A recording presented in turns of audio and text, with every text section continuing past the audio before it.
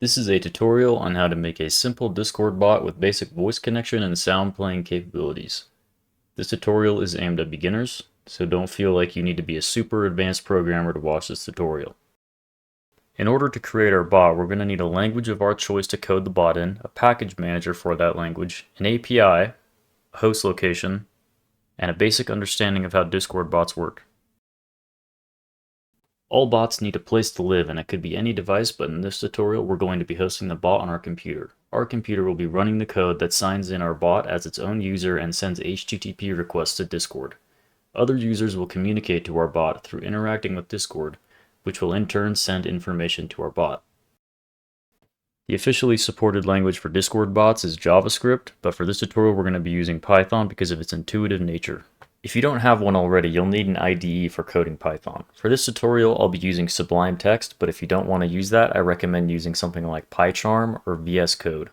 If you don't have Python already, you can go ahead and install it at this site, and if you get version 3.4 or later, it'll automatically come with pip, Python's official package management system. So already we have our language and our package manager.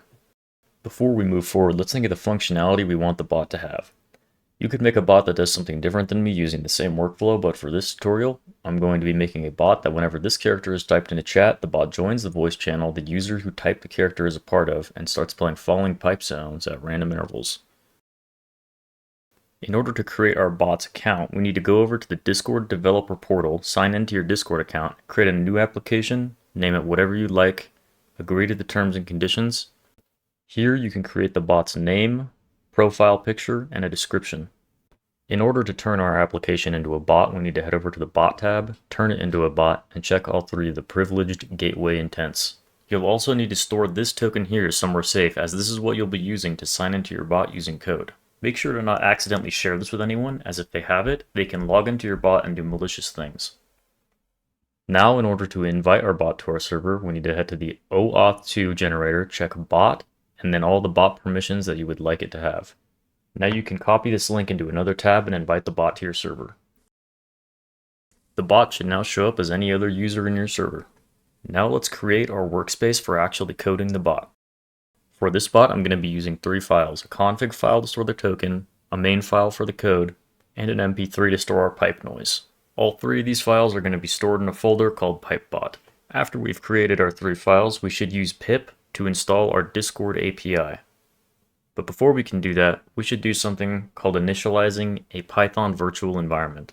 A Python virtual environment will essentially create a localized installation of Python so that when we use pip to install a library, it will install it in our project folder instead of our operating system users folder. This is helpful so we have direct access to the APIs we need in our folder and we don't clutter our system. To create a Python virtual environment, we need to navigate to our project directory using CMD or terminal, and then run this command, substituting the directory for whatever folder you have. After that finishes, we can see that all of our files have been generated for our virtual environment. In order to test this code, we're going to need to activate the virtual environment, and the command for this will depend on your operating system. I'm on Linux, so I'm going to navigate to my bin directory and activate it using this command. Now that we can see that our virtual environment has been activated, we can use pip to install our Discord API.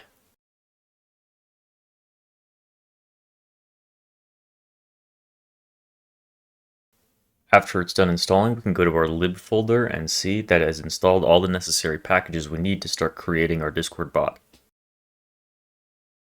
Now the only thing we need to add to our config.json file is a key that represents the token that we were talking about earlier. We're going to be retrieving this token from our .json file into our code when it's needed. In our main.py file, we're going to need to import a few modules. Importing these modules will give us access to the needed code to create our bot. For this implementation, we're going to be using JSON to read our JSON files, Discord as the main module used in our discord.py API, and I'm going to be using time, random, and threading from Python's standard library in order to implement the timer to play the pipe sounds. While making any Python project, I recommend having Python's standard library reference open, and for this, I recommend having discord.py's API reference open. As you can see here, I was able to find which modules I need from the standard library by looking through the Python standard libraries docs. First thing I'm going to do is write a couple lines so that we can access our JSON file through this config variable later in our code. Next thing we need is a variable called intents so that we can tell Discord what our intents are with this Discord bot before we log in.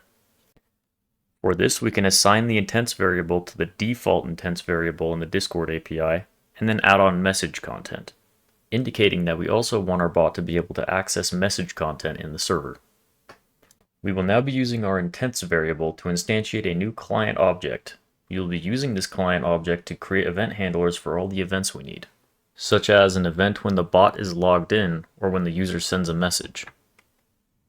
If you want to test to see if you can connect to the bot, just add in the client.run method and pass in your token. Save the file and run this command in your terminal. You should see that the bot is now appearing as online in your server. In order to create an event in the discord.py API, we have two different options, but for this tutorial, I'm going to be using the option where we just add this decorator to a function with a particular name defined as an event in their docs. This function will be asynchronous as it's going to be running in a separate thread. Let's choose the onReady event and just log our bot's username to the terminal once we're ready. As you can see here, this is the exact functionality that we were looking for. Now that we know our events are working correctly, let's use another one called onMessage to have it connect to our channel and start a timer for the pipe sounds.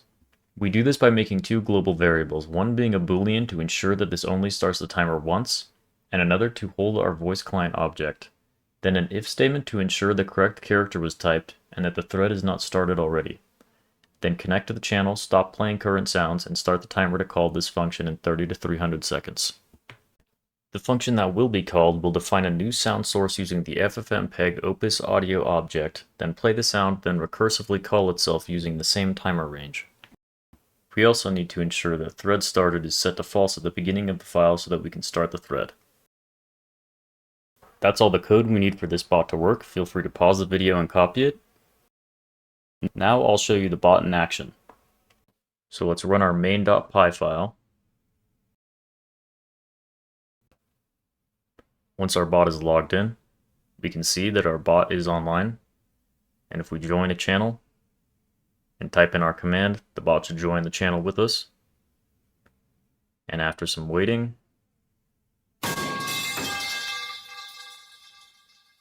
you see that it works as intended.